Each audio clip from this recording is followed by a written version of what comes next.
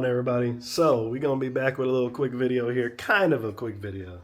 We'll see, but probably gonna cover several different things and break this up into maybe a couple videos and whatnot. But we're gonna talk about a couple of things here. Let me see if I can get the bike here. Oh, that's a zoom in. I don't want to zoom in. What I do want to do is zoom out.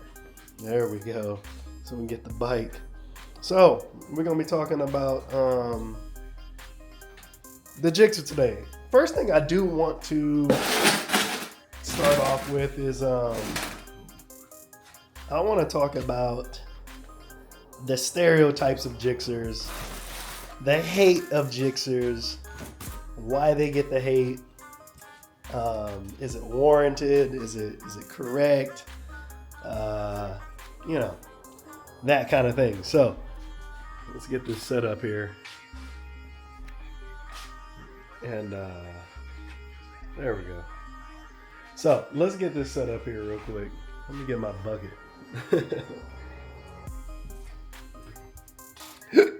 Excuse me. Nah,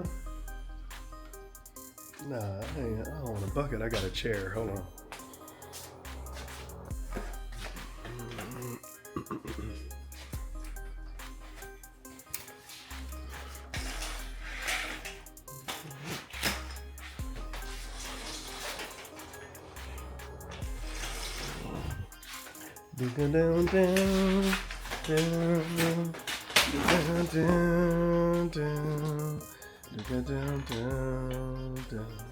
Okay, so all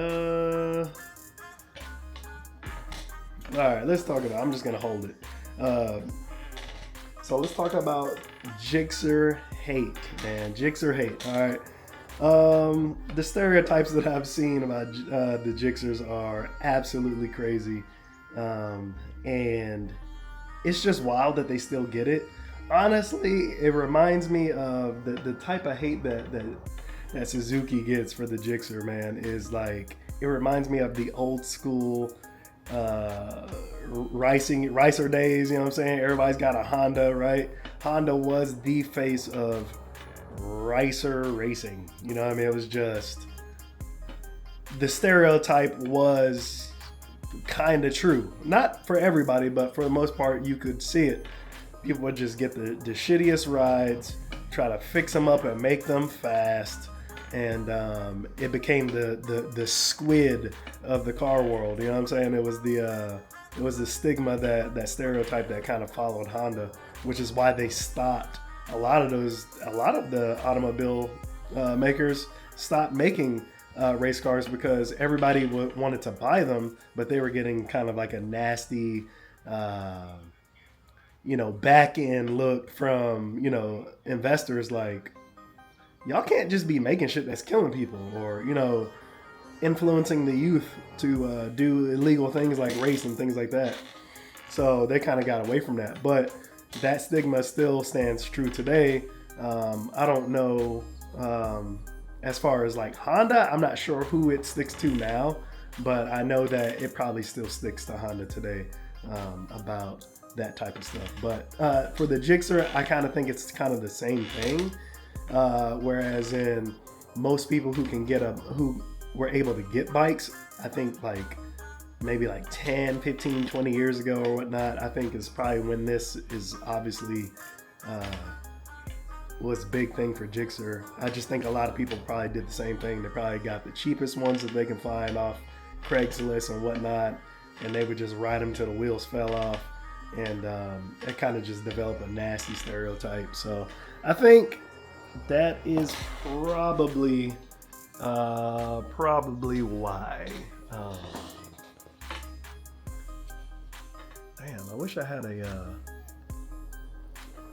my bad, I wish I had a, something to set this on, but I don't. So, yeah.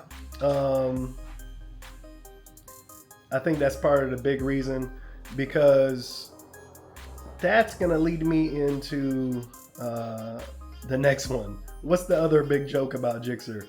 It's always a bunch of homosexual jokes about Gixxer. and Gixxers ride homosexuals ride Gixxers and things like that. That's wild.